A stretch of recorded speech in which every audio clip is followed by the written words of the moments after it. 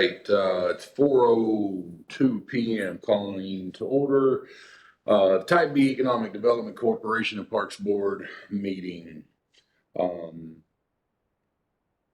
we have any citizens forum or no? No, sir. Okay. Let's go to, we'll just do agenda number 1 then. Discuss, consider, and possible action on the August 11th, 2025 meeting minutes. We have any questions on the meetings from the August 11th meeting?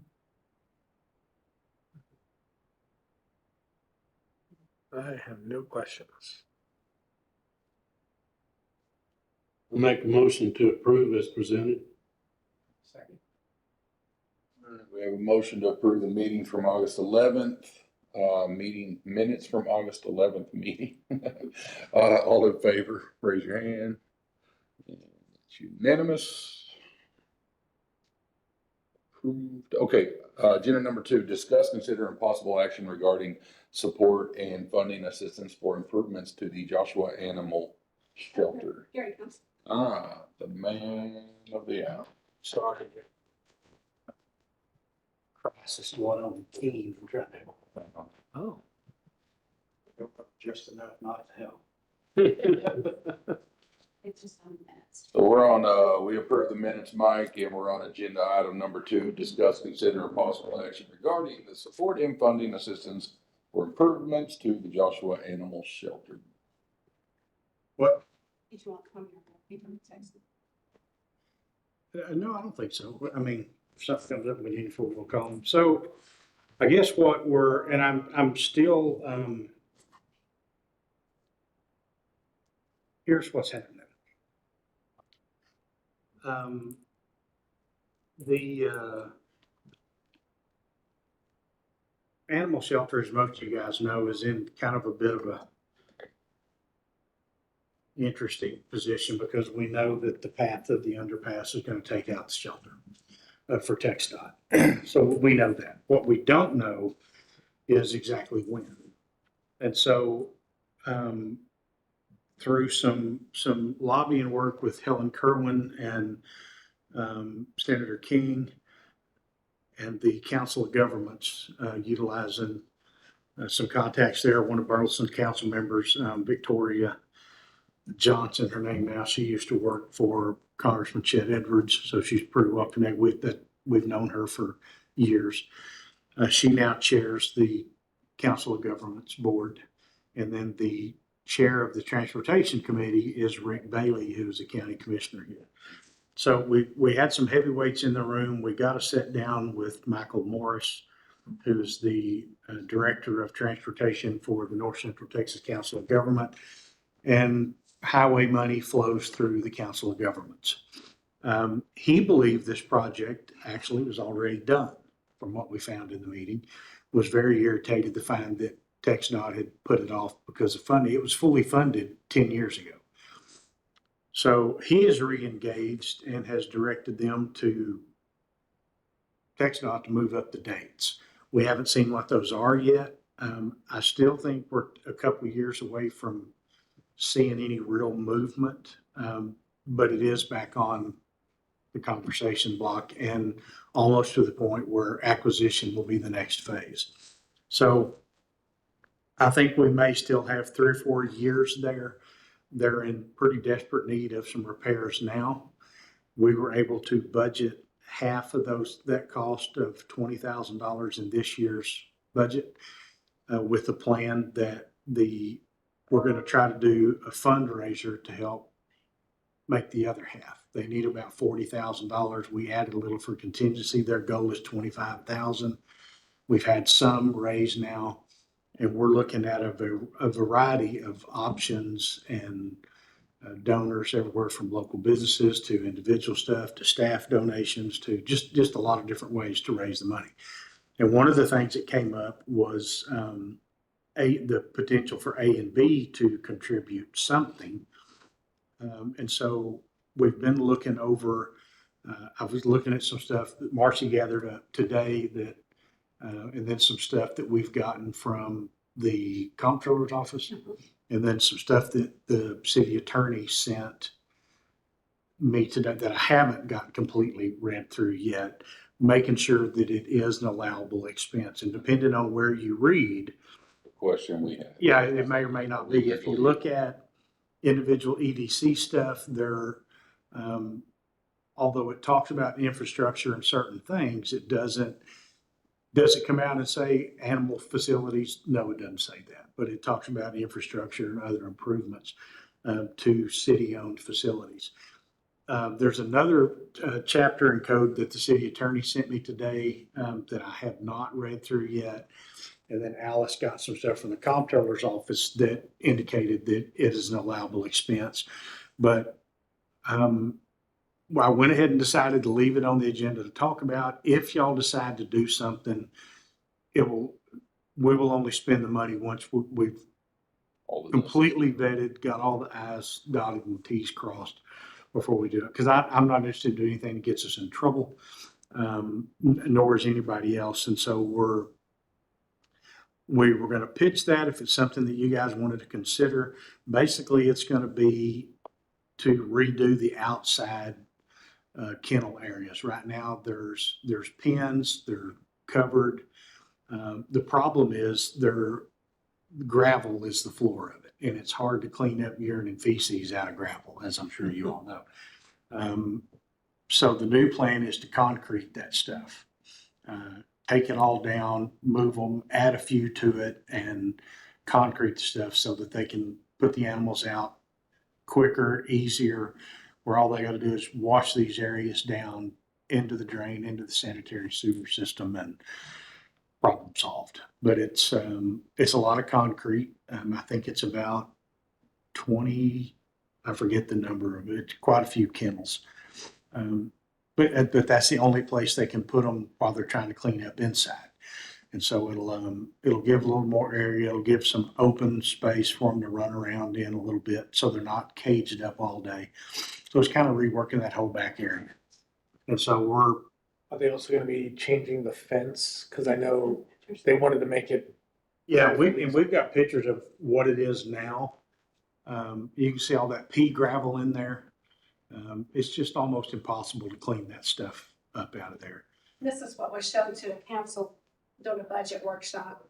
So you can see it's all gravel.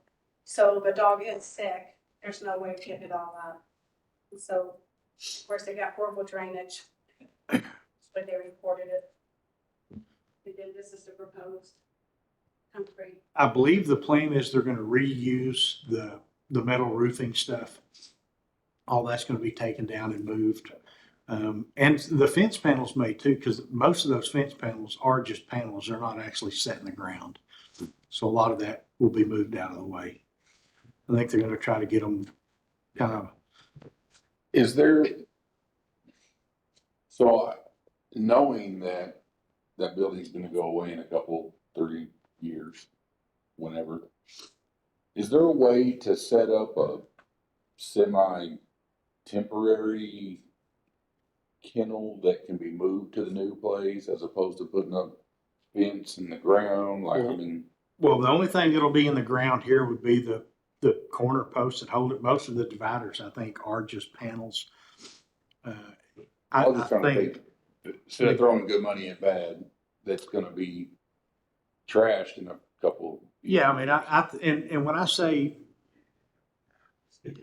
I think 3 to 5 years, the wheels at TxDOT are very, very slow. I know you all know that. Been hearing about this project since I've been on. I've been hearing about, 6 years. I've been hearing about it since I've been here in 2008, and they hadn't stuck a shovel in the ground yet. Yeah. But a lot of the engineering is done, the layout is done, the route is done. We know what houses are going to stay, what houses aren't. And unfortunately, that one doesn't, or at some point it's not. The good side is they have to give us fair market value for the property. So we're not going to lose anything. Whatever value we put in.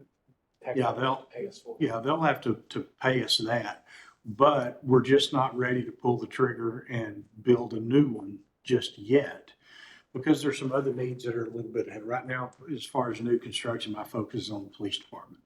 And so this right here was a way to get them, they need the space. They're busting at the seams over there. There's lots of maintenance issues that need to be tackled over there, but the biggest challenge is this one, is for that area outside. So it's an item up for discussion. You can offer an amount to do something, you can choose not to. It's really kind of whatever you guys decide. But again, whatever you decide, if you decide that, yeah, you're interested in doing something now, until we have a very clear cut direction from the city attorney and in my mind that, and I know Marcy had some concerns too. She has, if you look at the EDC wording, you would begin to question just what that is. But when you look at the other chapters that allow for certain things that is not in that document. It being a city-owned building probably helps our cause a whole Yeah, lot. yeah. Yeah, it does. But again, it's just, I'll tell you, and it's just like I'm going to tell Type A, y'all have obligations also. And so if it's something that you want to participate in, you feel like that you can participate in it, then that's fine. We'll keep going forward. And if it's not, we'll start working on something else tomorrow. So how much money have we raised so far? About 2,500. So, and it's been, we really haven't rolled out a big push as of yet. I think they'll make the money without any problem, but I question how quick. That be budget obligations, how will that affect us? Well, it would be an amendment to the budget. We would probably, I don't know, I guess that'd be up to Marcy. Will we do something mid-year if they decide to do something, or? We're on fund balance because currently we have some benefit changes that were not originally presented in the budget to y'all back in June that we did not know. The rest of the budget for the general fund continues to go on after that time frame, and so we have some benefit changes that we're going to be hitting our fund that will need to do a budget amendment for about 1,000. And so that's going to put, as far as your current revenues and expenditures, to have an unbalanced budget. Our expenditures are already teetering, if not over our. Yeah, I think right now you're probably going to be revenues under expenditures, aren't they? By the time they do this amendment. I think they already were. I thought we were too. Yeah, I think y'all's were in type A is under. You guys are just a little over. In there, so if we check out those one-time capital things, it's still current, it's still these benefits are incorporated in less revenues than expenditures. And so any reoccurring thing,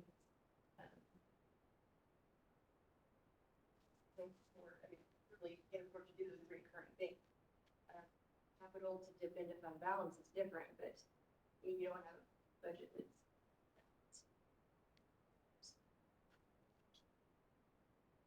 programs. I think, and this is my feelings, but we have like parks and stuff that we're looking at doing, right? I Right. mean, I just gotta, where's the line, and I don't know, I just, me personally, I And don't, it's where y'all draw it. well, yeah, I know, that's what I'm saying though, right? I mean, You want to be helpful, but you can only go so Yeah, much. no, I agree. I agree. You do. And, Type A's got some challenges too. We've got, things that are going on and they may have some of the same questions. We just finished the big park. Whether or not y'all participate is not going to stop the program or the process. right. We're still going to keep going through and Dig through some trying to pea get it gravel a done. little longer. Well, like I say, I don't think that it's whether or not either board participates, I don't think it's a deal breaker. But we presented it, but we're presenting stuff to council's fixing to get a letter from me. The staff where there's some staff people that have indicated wanting to help, and so we're going to work out a payroll deduction for some of them. And it's going to be little. Nobody's going to jump out with a huge check. It's going to be little pieces here and there, but they add up. Is there anything prioritized after you finish the police department? Like where would the new shelter fall under? There are 3 construction projects that are getting tossed around. The PD is first. Animal shelter probably will be second just because of the timing issue with TxDOT, and then Public Works and Park, moving them to their new location. We really haven't even started that plan yet, so that's a little ways down the road. And it's not, they're both okay where they are, so they're not pressing.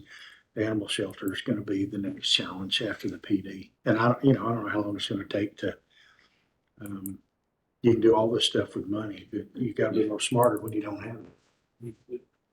I think again, just my opinion, but I think we would probably be more interested in looking at this if we knew an exact dollar amount, just to say yes now, knowing that there's still, $22,500 to meet their goal, and you said 40,000, so put another 15 on top of that. I don't know, I just think we have too many obligations right now to do this. So you've got Cooper Valley Park coming in. We just finished the big park. Then you got the new one up here on Main. Mhm.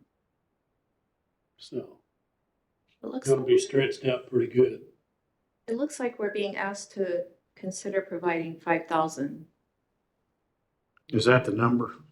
Yeah, that's I what think it says that's the in number that I effect. heard that was mentioned. Of course, this is Where do something you you see can always table until you see if it's needed and bring back in a future date to look at.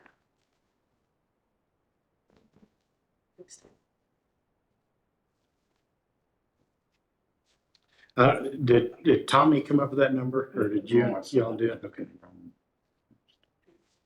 It was a little higher than what I was gonna suggest, but I've been kind of out of it and letting Tommy and Alice and their little group run this show.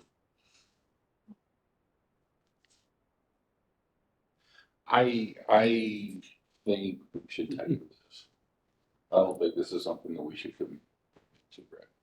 It's just my opinion, but So instead of tabling it, you just want to take no action, that way it's not pending, come back.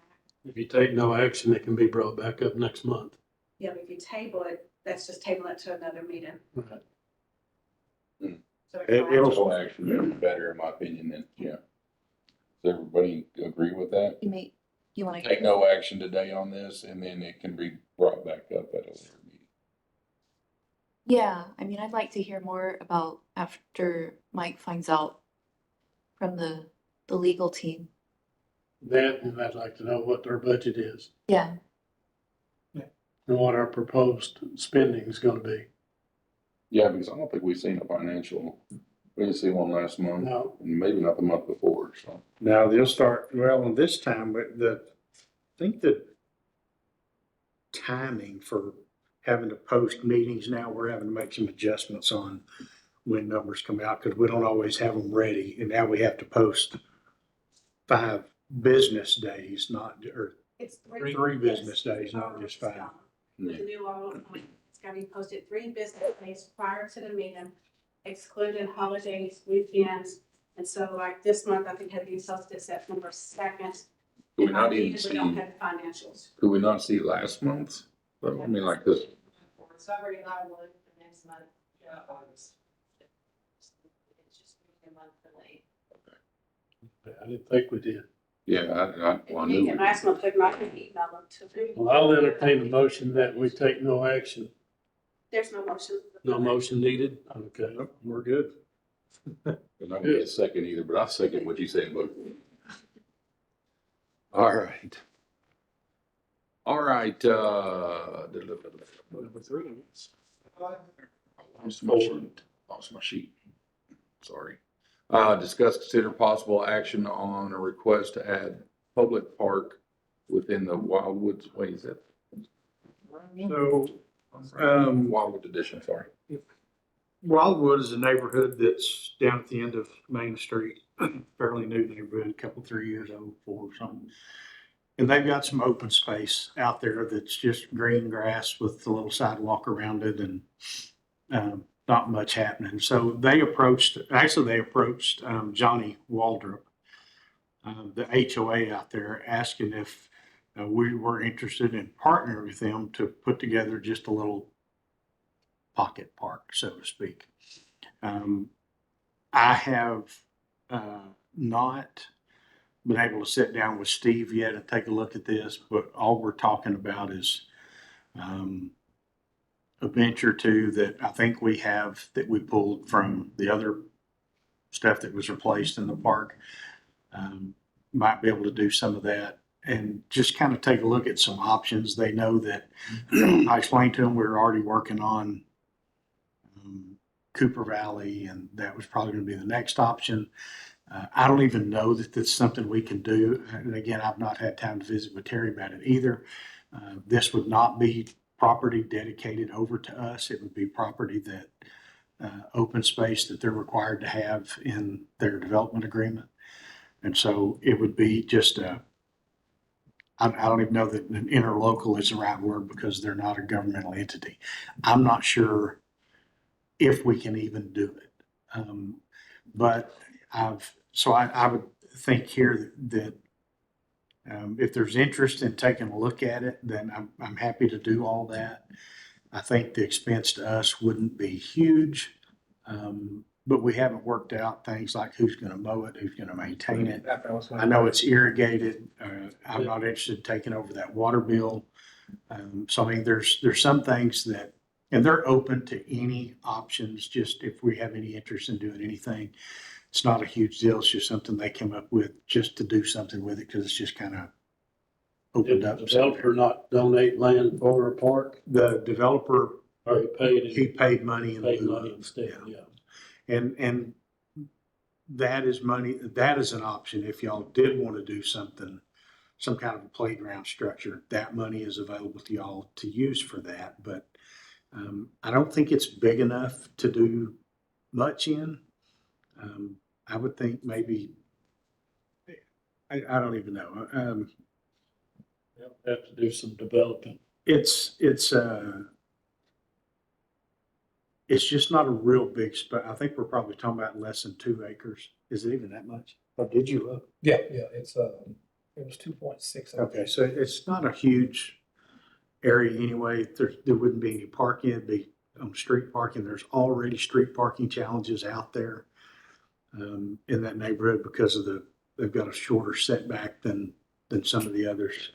So the Small driveways are neighborhoods. pretty I would small. think the foot traffic from that neighborhood is probably what would be the. That's all you're going to get. Yeah. I don't think you're going to have people driving past the big one going out there.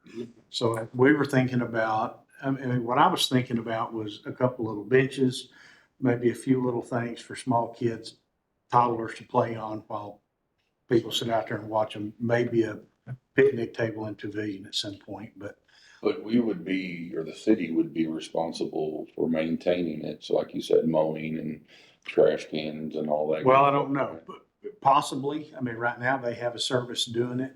Obviously, we'd be responsible for maintaining the park equipment and the stuff that we put out there. They also understand it's open to the public. It can't be limited to just their neighborhood.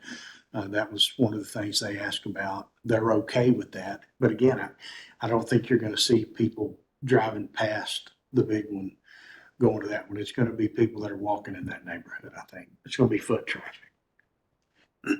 But I think to prioritize, I think Cooper Valley needs to be that once we get the pickleball stuff done, we'll start that fairly soon. And I think the next target needs to be Cooper Valley. And so I don't think we have any implements that would go in Cooper Valley other than maybe some of these park benches. As far as playground structures themselves, we're not going to have. So I would not recommend building something over here when we know we've got something and a much bigger space in Cooper Valley. Does Wildwood Park have an HOA? They do.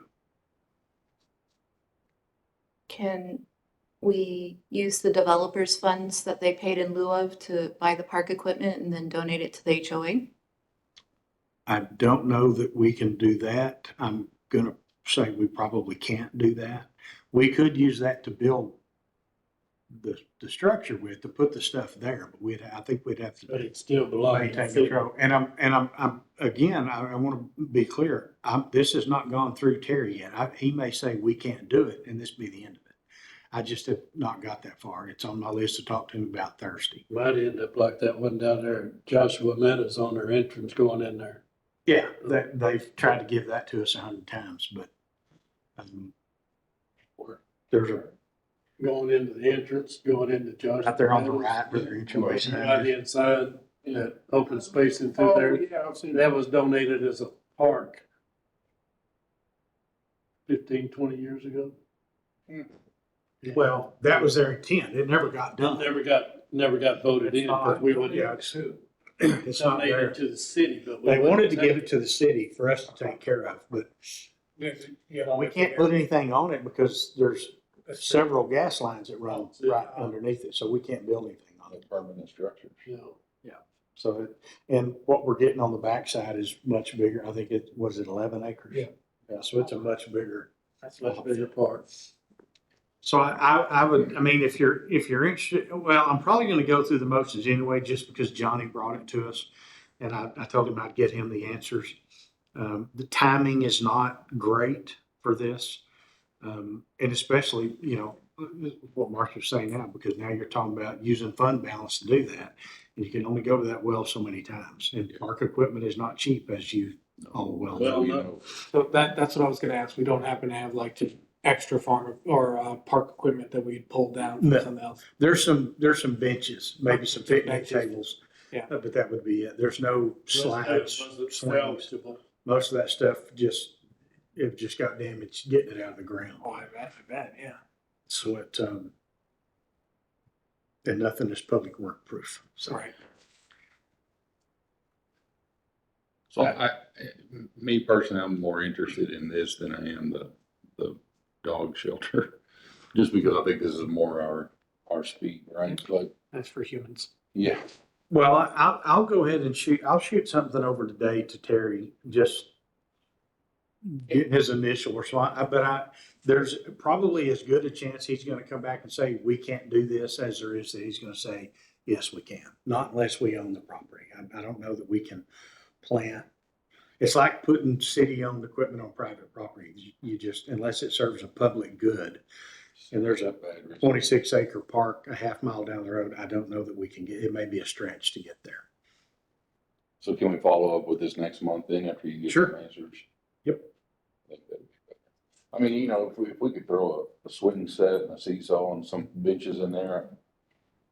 Yeah, but then you gotta Yeah. come back with who's gonna maintain it and who's gonna mow it. Oh, I Yeah, I mean, there's the some reoccurring questions costs stuff. we were talking And about a minute ago, right? who's the liability for it? Mike is. Personally. Aaron. Well, it grew that quick, didn't it? Aaron, Since it's being tabled to next month, we need a motion. Table. Can we get a Motion motion? to table. Second. All right, all in favor of tabling the Wildwood subdivision park discussion until next month? All in favor? Aye, the ayes have it. Okay.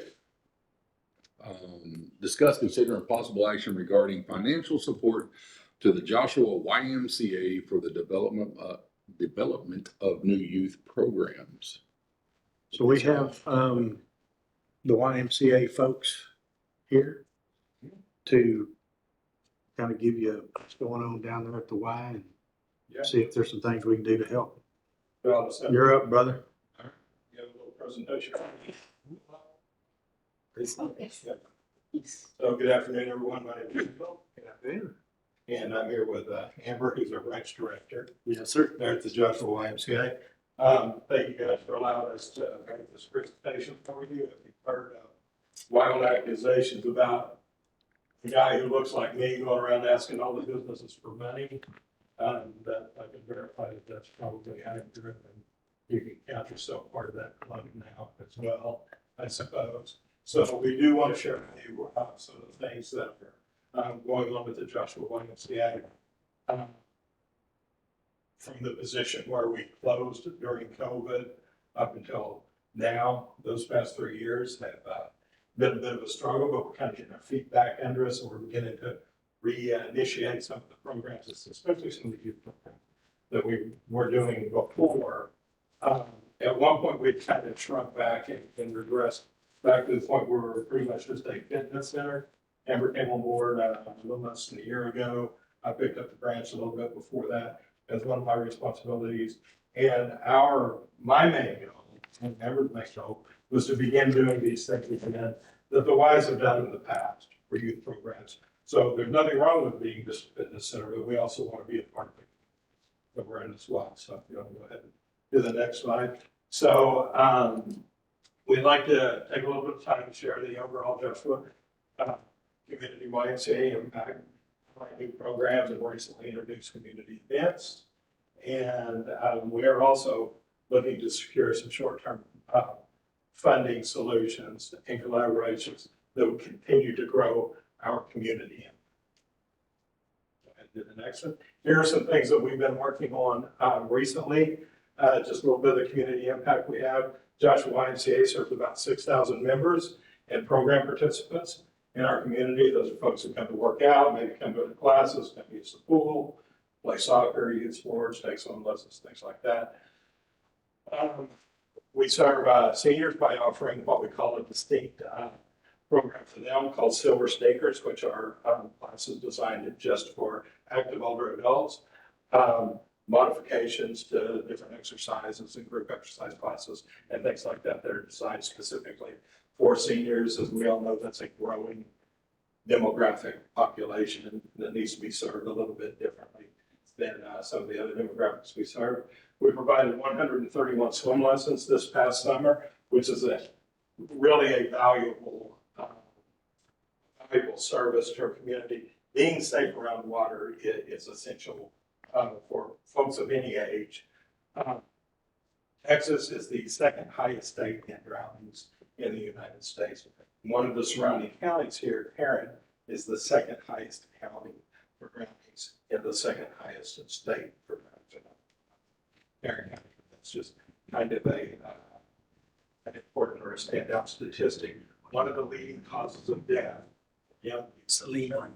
So yes, there's death because folks that a lot of apartment complexes have pools that are unguarded. A lot of kids go to a lot of families go to the lake and things like that aren't guarded as well. So that's a life-saving thing. And also we had over 1,700 visits to our pool in 2025 this past summer. So we were open for 3 months. We had about 1,700 folks come and visit the pool. That's a nice amenity for our community. And we're on pace to give out over $100,000 in financial assistance for families and individuals in need.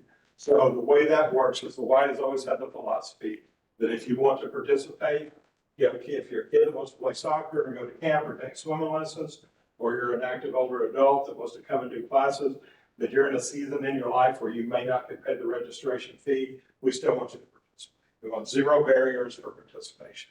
So we come to do that. So to offset those things, it's expensive to run a pool, as you guys know. You're talking about how expensive everything is. To offset, we still want those kids to come and learn how to swim, even if their parents maybe can't, or in a season in their life where they can't cut a check to pay that registration fee. So the way we offset that is we fundraise to do that. We provide that service and we fundraise in our community. We're on pace to give out about $100 grand in financial assistance for programs like that. We're on pace to raise about 55 grand. So our fundraising pace is not quite meeting the need that we have in our community. We're gaining ground, and at some point we'll overtake that and get to that. So you go ahead and go to the next one. Youth program growth that we've seen just since Amber came in and I started going. We reintroduced youth soccer to the Joshua community. So served over 100 kids. So this was kind of a neat event. We put little fields there between the YMCA and the Brookshires. In the first week of last season, the first week we were out there, we had 2 little fields. So we had 3 and 4-year-olds playing in these 2 little fields.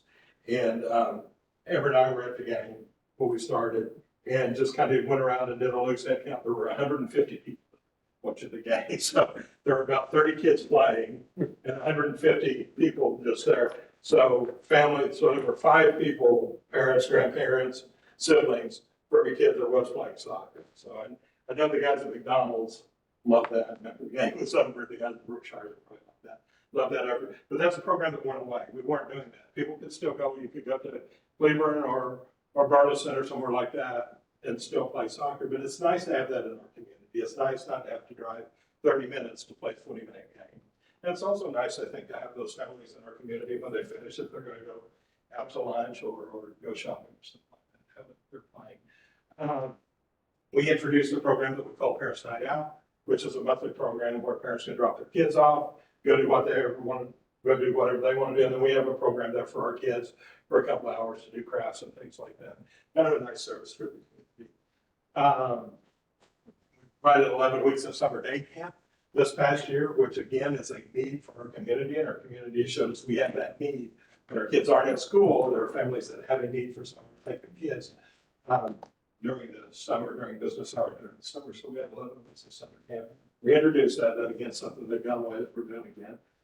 We plan to expand our youth sports offerings in the future. We'd like to do basketball, like football and volleyball. We've been politely asked to kind of stay out of the baseball lane by the Youth Baseball Association, but everybody wants to play together, and I think it's plenty of room for everybody else. And I love baseball, and it breaks my heart that we're not doing baseball. But if somebody else is doing something like that better, we want to, you know, get my head out.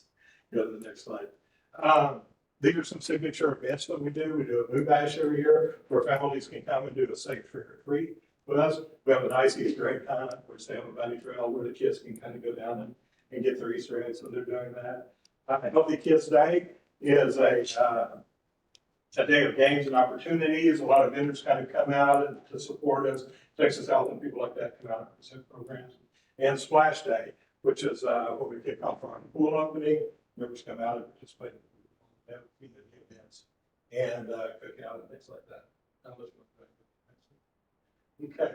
So collaborations and partnerships that are currently going on, and again, these are things that we just got to reinstitute again. The Joshua Communities Center, YMCA, was established through a partnership with the city of Joshua and the Fort Worth YMCA Association about 12 years ago. We're active partners with the Joshua Area Chamber of Commerce. I recently joined the board there, so we want to be able to participate in everything that's going on within the city and kind of give back, you know, our time and talent as well to like organizations.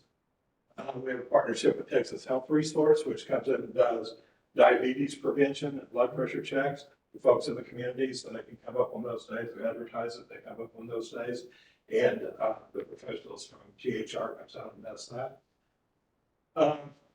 Through a grant with USA, we're able to provide no cost what we call safety around water to youth in the community. Again, this is an outreach program. We can take our lifeguards, go out to apartment complexes or places that have a pool and offer just free swim lessons for the kids, free safety around water. Teach them how to get in and out of the pool, teach their families how to be safe, things like that. So a lot of times these are maybe folks that can't come to us or they can't pay the registration fees. So we use this grant to do outreach in the community. And again, if you think about it, if there's a pool, if there's a complex that has a pool, and all you've got to be able to do is kind of push the gate open to get in the pool, that's a situation that if a kid doesn't know how to be safe in the water, how to get in and out of the pool safely, and that can be kind of a combination for something bad to happen. And statistically, they say kids under a certain age, under about 5 or 6 years old, that have an incident in the pool of drowning or near drowning often happens within reach of the side of the pool. That they just can't, they get in, they panic, they can't orient themselves, and they've been able to kind of compose themselves and get out of the pool, reach the side to get out of the pool. So those are important things. It's kind of teaching them to be comfortable in water and to be safe and that sort of thing. That's an important program that we'd really like to grow over the next couple of years with YUPSA kind of giving us support to do that. We have a really nice partnership with Joshua ISD, and we're able to provide a free sports clinic to the kids for soccer. So the coaches and the young ladies on the girls soccer team have come out. They just did their second one a couple of weeks ago. And we have about, I think the first time we had about 75 kids come out to it, 75 families come out to it. We were shocked by how many people came to it. The soccer players were shocked by how many people came out to it. The coaches were shocked. And immediately after that was over, they asked us, when can we do this again? When can we do this again with the kids? And it's just nice to see the high school kids working with the little 3 and 4 year olds. And it was a really fun event. We had a deal set up and they brought photos. The Bishop Fund brought photos of the young ladies that played soccer, and the kids came through and got autographs from them, the ball signed and things like that. So that's a really neat thing that the school is doing with us, and they're telling us they enjoy it and like doing it and do other opportunities as well. So I think maybe we have one more slide. There.